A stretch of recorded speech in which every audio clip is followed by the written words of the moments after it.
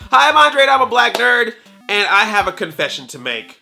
I have never seen in its entirety the 1995 cinematic classic, Jumanji. And I know some of you are gonna be like, Andre, I'm calling BS on this one. And I'm gonna tell you what, I was right there with you. I was calling BS on myself. I totally Mandela affected myself on this movie, because I could have sworn I had seen Jumanji. I knew everything about it. I knew about the board game. I knew that it brought jungle animals into the real world. I knew about Robin Williams being in it. I knew he popped out of the game. I remember watching trailers for the movie, commercials for the movie, behind the scenes featurettes about the movie. I remember seeing promos for the movie on VHS tapes of other movies. So clearly, I have seen Jumanji, right? A few weeks ago, I was in a shop and they had a TV in the shop and they were actually playing the original Jumanji on the television. And I caught it pretty much right at the beginning of the movie. So I was like, oh cool, Jumanji, I've seen this movie. I love that flick. Jumanji's great. And I started watching it, and about 15 minutes into watching it, I went, I don't remember any of this. I don't remember anything about starting the movie out in 1869 with a couple of kids burying it. I didn't know that Alan Parrish, Robin Williams' character,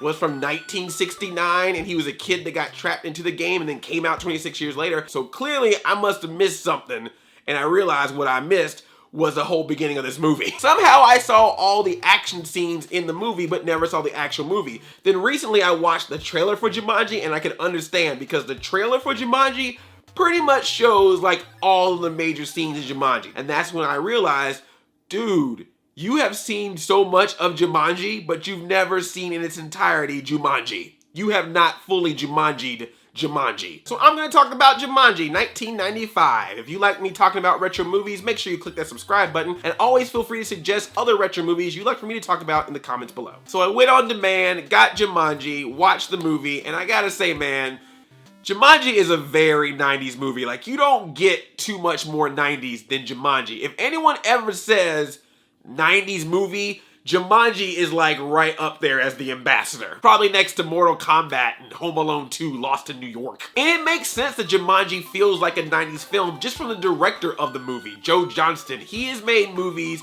that feel like 90s movies, even if they weren't technically made in the 90s, like Honey, I Shrunk the Kids. That was 89, but come on, that's close enough. 90s movie. He also directed The Rocketeer, the live action sequences of the Pagemaster, Jurassic Park III, which is 2001, but let's just be real, it's a 90s movie. And Joe Johnston also directed the most 90s movie I could ever think of, Captain America The First Avenger. What was interesting about the movie was that it really placed itself into pop culture just on its name alone. Any chance someone could get, they would say the word Jumanji, because it's just something about that word. It just rolls off the tongue. Jumanji. Jumanji, Jumanji, Jumanji. Ooh, it tingles. There's actually a video on YouTube that I found where someone found every film and TV clip where someone references or mentions the word Jumanji. That just shows how big in pop culture Jumanji was just by being named Jumanji. The story of Jumanji is pretty simple. A magical board game is found. When you play it, jungle animals and jungle elements come out of the game into the real world. They happen in your home, they happen in your neighborhood, and the only way to stop it is to keep playing the game until the game is done. Why can't that happen with other games? Why can't I get actual money and real estate when I play Monopoly? Why won't Candyland give me real candy? When can I literally sink a battleship? Why can't I have a pink pegged wife and two pegged blue and pink children like the game of life? I want pegged life. So because of this, Jumanji is of course your quintessential fantasy adventure, and that part of the movie holds up. That's something you can still relate to today. The CGI of Jumanji, on the other hand, is very, very, very 90s. See, this was a time where CGI was still kind of an experiment with movies, where it was more fascinating that movies had CGI in them, more so than them actually having good CGI in them. Hey, we got CGI. Great. Did you do a good job with it? Who cares? We got CGI in this movie. But Jurassic Park clearly came out in 93 and proved that you could do it right with a mix of that and practical effects. But you're not hearing me. We got CGI in the movie. We found a computer, generated some images, and put that on the big screen in 95. That's a big deal, but it looks a mess, but we did it though. Yes, you wanted praise for the fact that you used some kind of technology to put entertainment out there, even if the elements of it were not 100% good. Kind of like YouTube of today. Ba-da-ba-ba-da-ba. Yes! Now, to be fair, some of the CGI still looks good. Like the stampede, any of that kind of stuff still holds up. I like those parts. They look decent. Some of the practical effects also work out well. I like the giant plant, the alligator, no, I'm sorry, the crocodile, as they correct me in the movie. All that stuff pretty much looks good. But those monkeys, man. First off, the monkeys in this movie are totally gremlins. Literally, the first time you see them attacking is inside the kitchen. Come on. And then they're going around attacking stores, stealing cars. That's gremlin stuff right there. Every time the monkeys showed up in this movie, I just wanted the background music to go.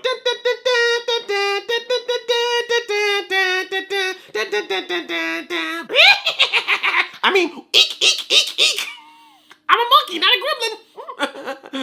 I shouldn't say that as a black man. And man, yeah, them monkeys are so CGI. I have seen more realistic monkeys in Ape Escape or Super Monkey Ball or Donkey Kong Country, the cartoon. Oh no, the spiders are gonna get you by looking kind of rubbery and just moving around a little bit and sometimes jumping a little bit off the ground, but not much. But it's on your leg. Oh, Jumanji. But hey, if you were a kid watching that scene, especially a kid with arachnophobia who learned the word arachnophobia from watching the movie Arachnophobia, then you probably were scared at that moment. But like I said, some of the effects do work for me. The indoor monsoon, that was pretty awesome. That giant plant, I love the movie just completely turns into Little Shop of Horrors all of a sudden.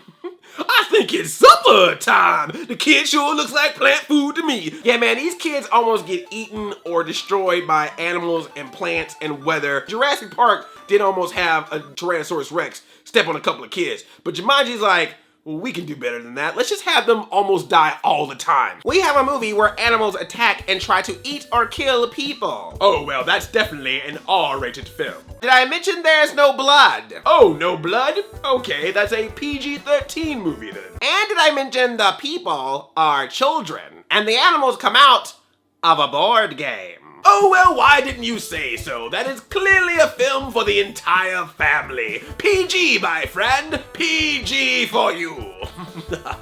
This is exactly how the MPAA works. This was a thing that happened in the late 80s into the 90s. I call it the post-Goonies era. It was a little trick that Hollywood would do with these movies where they would have these very dangerous situations, but just because there were kids in them, all of a sudden, that's family entertainment. Kind of like YouTube of today. Ba-da-ba-ba-da-ba. Yes! In fact, I read a couple of reviews of the original movie, and one of the complaints that I saw in some of the critic reviews was the fact that these kids were constantly in danger of almost dying. It is hilarious that Kirsten Dunst is one of the kids in this movie because not only has she had to deal with the animals in Jumanji, but she's also had to deal with vampires, evil toy soldiers, Spider-Man villains, hell, even Watergate. No wonder she wanted to do Bring It On. She needed an escape. David Alan Grier is also in this movie as the cop Carl Bentley. Sorry, force of habit. And there's this running gag where his cop car just constantly gets destroyed until it's literally folded in half by that giant plant and just taken into the woods. I also love in this movie that Alan Parrish, 26 years of his time was going from a kid to a grown Robin Williams. But David Alan Grier's character, 26 years, goes from David Alan Grier as an adult with an afro to David Alan Grier with short hair and a mustache, but looks exactly the same in the face. Black don't crack. And I know I didn't see this movie because I completely forgot about Bonnie Hunt's character in this, Sarah Whittle. She was the girl that played Jumanji with Alan Parrish back in 1969 when he got sucked into the game and bats came out of their chimney. She freaked out, ran away, and because they never finished the game, that's why he was trapped inside. And now she's this recluse. She like put herself away from people, and you can kind of understand what she's going through. Like, who would have believed her 26 years ago running around talking about her friend that she was hanging out with got sucked into a board game? There's also some backstory about her being friends with Alan, but she also had a boyfriend, and her boyfriend was a bully, and the bully beat up on Alan because Alan liked to hang out with Sarah, and he didn't want another guy hanging out with his girlfriend, and it's a 90s movie, so you know exactly how that plays out. Romance is so much simple in the movies, not in real life. Yeah! You have the kids, Judy and Peter, the brother and sister, and I thought for sure that Peter was gonna be that kid that's gonna be all like, oh, Jumanji, this is gonna be cool. And Judy would be like that, oh, I'm the older sister and I'm gonna keep making fun of my brother. And that's totally not how they are at all in this movie. Their parents died, you know how it's the 90s movies, gotta kill those parents. They're worried for each other and they worked together. They're on the same page the entire time, and that includes playing the game. And I just thought that was really cool. Like in the 90s, it is very rare for a brother and sister in a movie to actually like each other. They didn't even do the one like, one's the popular girl and one's the geek. They didn't even do that. That's progressive, Jumanji. Like even today, that's progressive. But eventually all that heartwarming stuff is pushed aside for the monkeys and the rhinos and the stampede. Although I loved every single time they had a stampede in this movie, all these elephants and rhinos and big animals would run across. And then right at the end was this tiny little rhino. He was like a little runt rhino. He would always be like, and then he would kind of look at you too like, hey, I'm small, but what? I'm part of the stampede too. Don't judge me. And this lion that just comes out of nowhere and they trap him in the bedroom, and even the aunt that's taking care of the two kids, Aunt Nora, goes into the bedroom, finds a lion in the bedroom. That's crazy. Some people say that I'm a lion in the bedroom. Nobody says that. I'm not a lion in the bedroom. I'm more like a porg. But of course, the heart of this movie is Robin Williams. With all the CGI, adventure, and spectacle, just the performance of Robin Williams makes this movie a little bit stronger. Because he has this nice balance. He's this guy that grew up inside of a game for 26 years, so he has a little bit of a childlike innocence to him. He also is not 100% familiar with what's going on in the real world, but he's not incompetent either. Like, he's not doing that whole like, oh, I don't know what's going on. His town has changed. It used to be a great town because of his father's shoe company, but then that shut down because his parents were like, I gotta find my kid, couldn't find him. People also believe that the father killed the kid, which that was a weird thing to throw in there too. Again, family entertainment. So that place shuts down, so no one has jobs, the whole city is run down, and meanwhile he's just trying to adjust, reconnect with Sarah, also afraid that a big game hunter is running around and trying to shoot and kill him. You got Van Pelt trying to shoot Alan Parrish because it's a sport, it's a game. And I love that he's like that old school big game hunter that you would see in like a Tarzan movie or something like that. The game's afoot. Don't worry, Gally. He'll come back for you and I will be ready to shoot him. Yes. And I like the whole thing that they did where they made the same actor, Jonathan Hyde, play Van Pelt as well as play Alan's father when Alan was a kid. I see the metaphors. Also, Hook. And there's a crazy scene with Van Pelt where he goes into a gun shop because he wants a new gun, and the owner of the gun shop is like, I can't sell you a gun unless you fill out this paperwork. And then Van Pelt just gives him a bunch of money and he's like, or I can fill it out for you. Then they lock the door and they bring out this really big gun and it has a silencer on it. So he takes this gun and they're like, don't tell anybody you got this from here. And I'm like, oh my God. And then at the end he's all like, you're not a postal worker, are you? See, because back in the day, there used to be this joke about going postal because they were having these incidences where postal workers who got fired would come back and just like shoot up the postal office. Of course, you take something tragic like that and turn it into a catchphrase, going postal. Oh man, this video just got dark. Come back, come back, come back. Monkeys! But my absolute favorite thing about this movie are the background actors. You got animals running around, you got a dude shooting a gun, you got so much craziness happening in this city, and what do the people in the town do?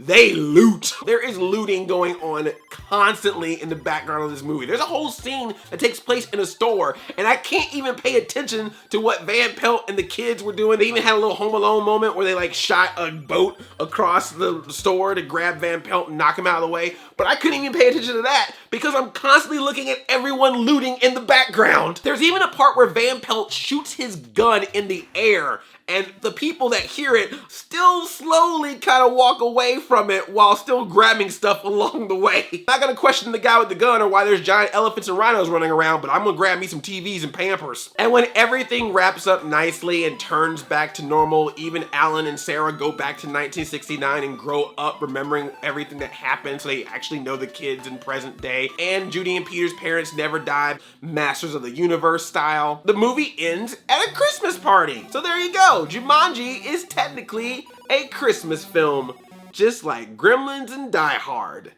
Never question it. I had fun with Jumanji, man. It was totally one of those 90s movies specifically made for 90s kids. This was a movie that was supposed to come out in theaters, have a nice short run, hopefully be successful, but they knew from the start that this was gonna be their moneymaker for home video. They knew this was gonna get rented and bought to watch over and over and over again, and a lot of you did, which is why a lot of people like Jumanji to this very day. CGI included. And you gotta give respect to Jumanji Welcome to the Jungle for trying on something a little bit different, even though the kids getting trapped in a video game is something we have done before, but at least they're not doing a complete reboot of the original movie, or some small variation like putting it in space. If you want to see me talk more about Jumanji, I did a video on Regal Movies, Catching Up with Andre, all about Jumanji and Jumanji Welcome to the Jungle. And I also do reviews of movies past and present on this channel, so make sure you are subscribed. Click that subscribe button and also ring that bell to be notified of future videos that I make. I love you like a play cousin. I'm Audi 5000.